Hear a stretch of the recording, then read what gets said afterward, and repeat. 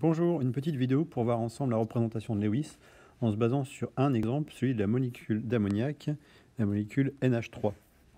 Donc j'ai un atome d'azote et 3 atomes d'hydrogène. Alors pour trouver la représentation de Lewis, la représentation de Lewis va nous expliquer pourquoi cette molécule elle existe, pourquoi elle est stable, et puis au passage pourquoi on ne trouve pas de molécules de type NH5 ou N2H1. Voilà. Donc c'est l'avantage de la représentation de Lewis, c'est qu'au passage, on comprend la stabilité des molécules et donc leur existence dans la nature. Tout d'abord, la première chose qu'il faut faire, c'est prendre la structure électronique de chaque atome qui intervient dans la molécule. Donc ici, l'atome d'azote et l'atome d'oxygène. L'atome d'azote, si je regarde dans le tableau périodique, je vois qu'il a un numéro atomique 7, ça veut dire qu'il possède 7 protons et donc 7 électrons. Ces 7 électrons vont se répartir sur les couches électroniques, la couche numéro 1, la couche numéro 2, puis si nécessaire la couche numéro 3. Dans chaque couche, il y a des sous-couches qui peuvent être de type S, ou de type P ou de type D. Sur une sous-couche S, on peut mettre au maximum 2 électrons, sur une P 6, sur une D 10. Les électrons occupent d'abord les couches internes, puis une fois que les couches internes sont remplies, commencent à remplir les couches suivantes. Alors regardons pour l'azote.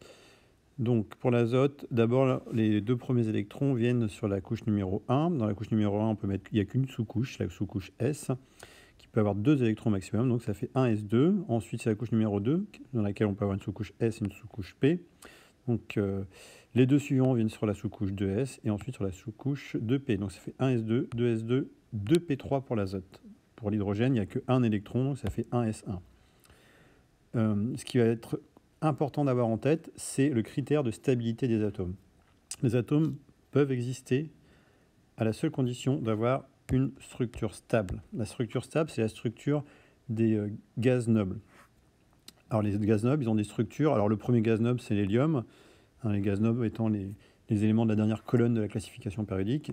L'hélium a une structure en 1s2. On dit qu'il a une structure en duée parce que sa couche externe, c'est-à-dire la dernière couche occupée par des électrons, a 2 électrons, une structure en duée.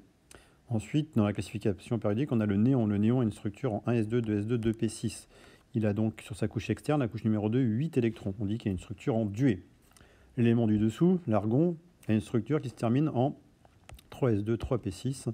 Il a lui aussi un octet d'électrons sur sa couche externe. Tous les gaz nobles suivants vont avoir une structure électronique qui se termine en 4s2, 4p6, 5s2, 5p6, etc. Donc à chaque fois, ils ont un octet d'électrons sur leur couche externe. Donc l'objectif des atomes, qui eux n'ont pas ces structures-ci, c'est-à-dire tous les autres atomes à part les gaz nobles, ça va être d'acquérir des électrons ou de perdre des électrons pour avoir ce type de structure-là. Alors un des moyens qui est à leur disposition, c'est de se transformer en ion. Quand ils se transforment en ion, les atomes perdent ou gagnent des électrons, et donc ils vont perdre ou gagner des électrons de telle sorte à avoir cette structure stable. L'autre moyen, c'est de s'associer pour former des molécules.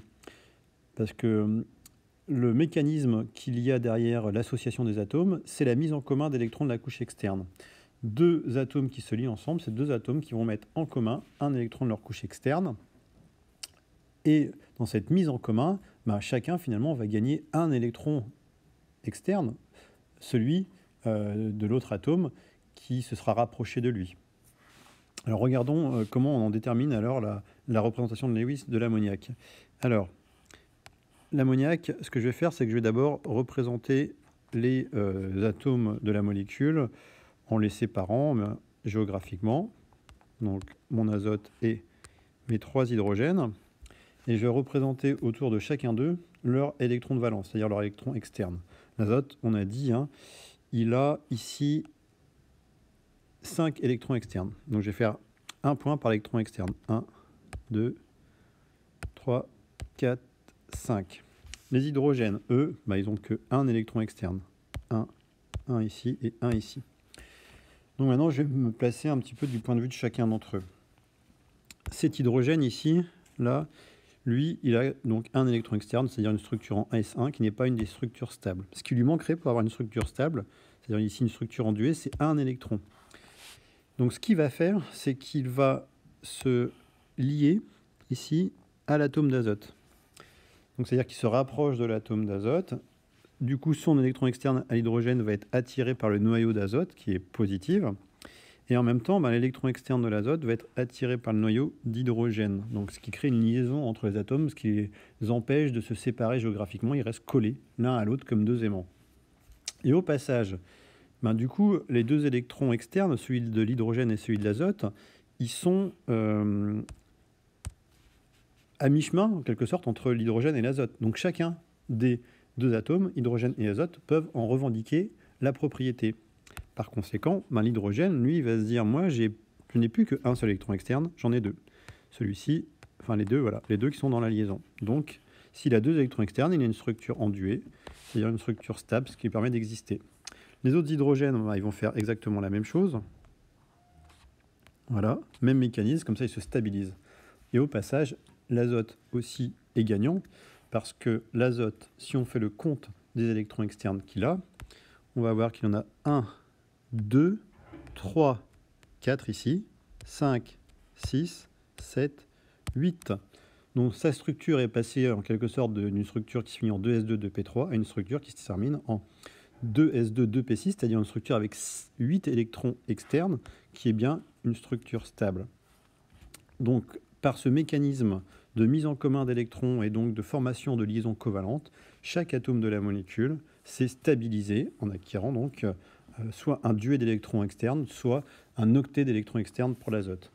Voilà, il reste le cas des deux électrons externes ici de l'azote qui, eux, ne sont liés à aucun autre atome.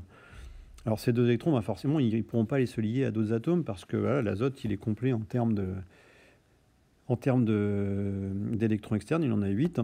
Donc ce qui va se passer, c'est que ces deux électrons externes, on ne va pas voir pourquoi, mais on va l'accepter, se rangent ensemble, s'apparient, forment une paire d'électrons qu'on appelle paire d'électrons non liantes, ou plutôt doublés non liants, qu'on représente par un trait, là, au-dessus de l'azote. Voilà. Alors ce doublé non liant, on va voir dans la suite du cours qu'il permet de nous renseigner déjà sur la géométrie spatiale de la molécule et sur d'autres propriétés de la molécule. En tout cas, voilà pour cette vidéo.